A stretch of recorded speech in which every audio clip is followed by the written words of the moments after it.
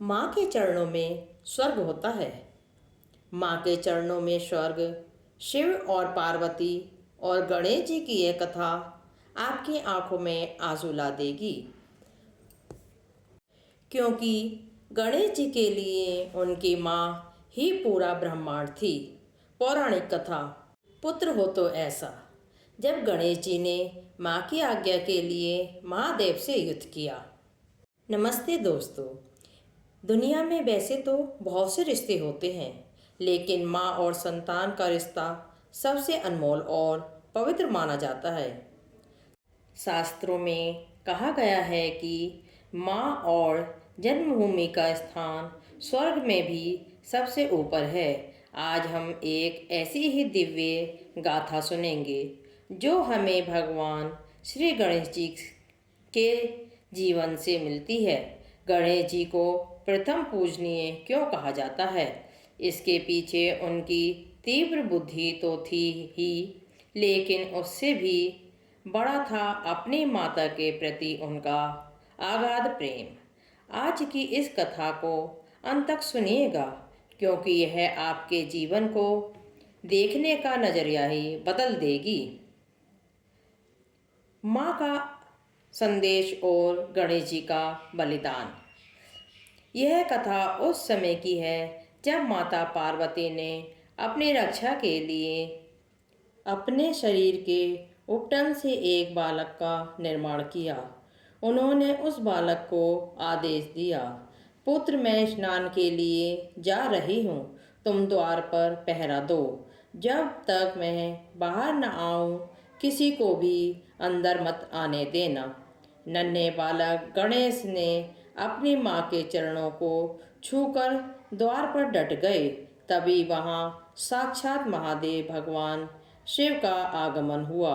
महादेव अंदर आना चाहते थे, लेकिन बालक ने गणेश ने निर्भय होकर उनका रास्ता रोक दिया। महादेव ने प्रेम से समझाया, फिर गणों को भेजा, लेकिन गणेश जी डटे रहे। उन्होंने बस एक ही बात कही, मेरी माँ ने मुझे रोकने को कहा है और माँ की आज्ञा मेरे लिए ईश्वर की आज्ञा से बढ़। क्रोध के बस में आकर महादेव ने अपने त्रिशूल से बालक का मस्तक काट दिया। जब माता पार्वती बाहर आई और अपने पुत्र की यह दशा देखी तो उनका विलाप सुनकर समस्त ब्राह्मण कांप उठा। उन्होंने महादेव से कहा, स्वामी, आपने मेरे पुत्र का वध किया है, जिसने केवल अपनी माँ की आज्ञा का पालन किया था।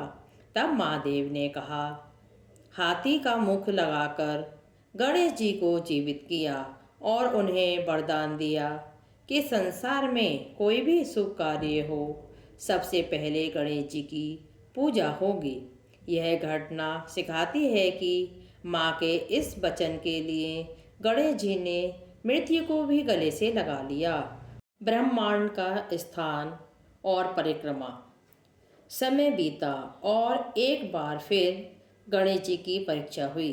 कार्तिकी जी और गणेश जी के बीच प्रतियोगिता हुई कि जो ब्रह्मांड के 3 चक्कर सबसे पहले लगाएगा वही श्रेष्ठ माना जाएगा। कार्तिकेय जी अपने मोर पर सवार होकर निकल पड़े, लेकिन गणेश जी जानते थे कि उनका मूषक उन्हें ब्रह्मांड की ओर सैर इतनी जल्दी नहीं करा सकता। गणेश जी ने अपनी बुद्धि और भक्ति का परिचय दिया। उन्होंने माता पार्वती और पिता शिव को एक आसन पर बैठाया। उन्होंने भक्ति भाव से उनके साथ परिक्रमाएं की।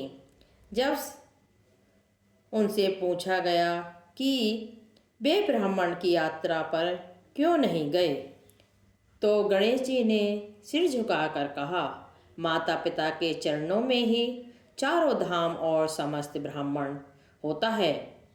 यदि मैंने आपकी परिक्रमा कर ली तो मैंने पूरे संसार को नाप लिया। गणेश जी की इस बात ने सिद्ध कर दिया कि माँ ही आदि शक्ति है और उनके चरणों में ही संपूर्ण तीर्थ है। यही कारण है कि आज भी हम किसी भी तीर्थ यात्रा से पहले अपने माँ का आशीर्वाद लेते हैं। दोस्तों, गणेश जी की ये दोनों कहानियाँ हमें एक ही बात सिखाती हैं कि हम जीवन में कितने भी बड़े बन जाएं, लेकिन अपनी माँ के सामने हम हमेशा छोटे ही बच्चे रहते हैं। माँ का आशीर्वाद हो तो व्यक्ति असंभव को भी संभव कर सकता है। अक्सर हम बाहर की दुनिया में भगवान को ढूंढते हैं, लेकिन हम भूल जाते हैं कि घर में बैठे ही माँ बाप ही साक्षात ईश्वर का रूप हैं। अगर आपको आज की ये भावुक और प्रेरणादायक कथा पसंद आई हो तो इसे अपने परिवार और मित्रों के साथ जरूर साझा करें। कल सोमवार का दिन है, जो भक्ति और शिव शक्ति के मिलन का दिन है।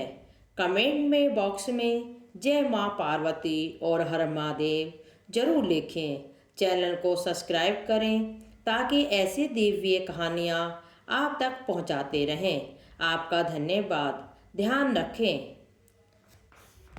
प्यारे दोस्तों, यूट्यूब परिवार, मैं आपको ऐसी ही अच्छी अच्छी और रोचक कहानी सुनाती रहूँगी और लेके आती रहूँगी।